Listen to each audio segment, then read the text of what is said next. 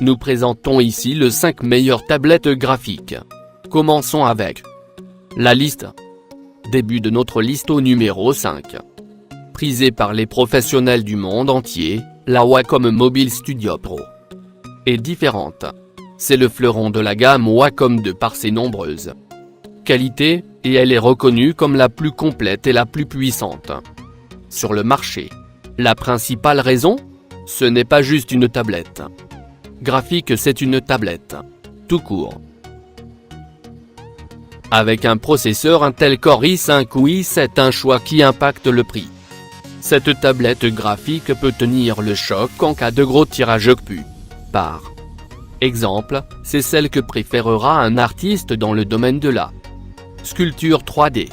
Il s'agit d'un des rares produits qui permet la manipulation de produits graphiques même gourmands en capacité de calcul directement sur la tablette. Numéro 4. Il s'agissait déjà d'une des tablettes les plus vendues dans le monde. La Wacom Intuos Pro se refait une beauté avec leur nouvelle gamme. Une de leurs particularités était d'offrir différentes tailles sans rien perdre des nombreuses fonctionnalités. C'est toujours le cas, puisqu'on a le choix entre le modèle médium 8.8 sur 5.8 et large 12.2 sur 8.5, pour 130 de différence entre les deux modèles. Au niveau design, il faut l'admettre, on l'adore. La surface de travail n'est définie que par 4 petits coins blancs. Le revêtement dont elle est faite couvre la majeure partie de la tablette, ce qui donne une impression de largeur et de confort. Aussi, contrairement à d'autres modèles où la bordure est plus large que la zone de travail, on ne perd aucune surface et le stylet ne bute jamais contre le plastique. Pour plus d'informations, regardez les descriptions en dessous de la vidéo. À mi-chemin de notre liste numéro 3. Difficile de départager la Gaomon M106K et la Huion H610 Pro. En effet, de prime abord, elles sont très similaires. Toutes deux proposent une surface de travail d'environ 16 pouces, même si la Gaomon est légèrement plus grande, et un stylet avec 2048 niveaux de pression, avec une résolution de 5080 lignes par pouce, ce qui garantit un résultat sans aliasing. Elle se défend bien dans la catégorie d'entrée de gamme. Son atout? Le ratio bord-barre oblique zone de travail est beaucoup plus avantageux que sur la Huion H610 Pro. Mais c'est une information à prendre avec des pincettes. Si c'est la principale différence entre ces deux modèles, il faut garder à l'esprit qu'il s'agit principalement de goût et de couleur. Au numéro 2. Il n'y a pas que Wacom dans la vie.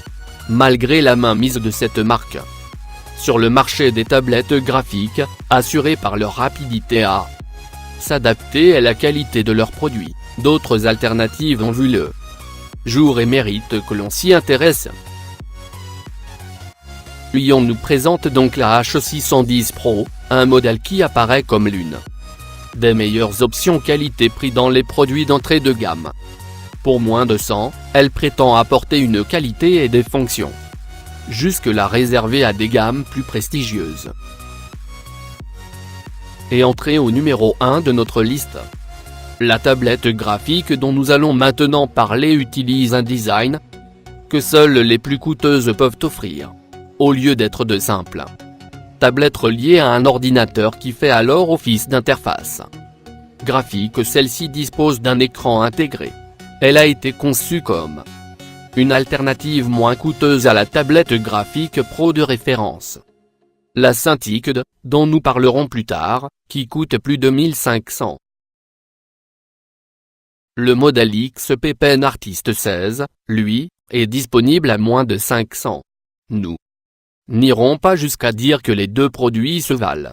En réalité, la présence de l'écran sur l'XP Pen Artist 16, sur une tranche de prix encore abordable, est rendue possible par le sacrifice de certaines caractéristiques techniques. Nous allons voir pourquoi elle reste une bonne option. Pour plus d'informations, Regardez les descriptions en dessous de la vidéo. Merci d'avoir regardé. Pour plus, s'abonner à cette chaîne.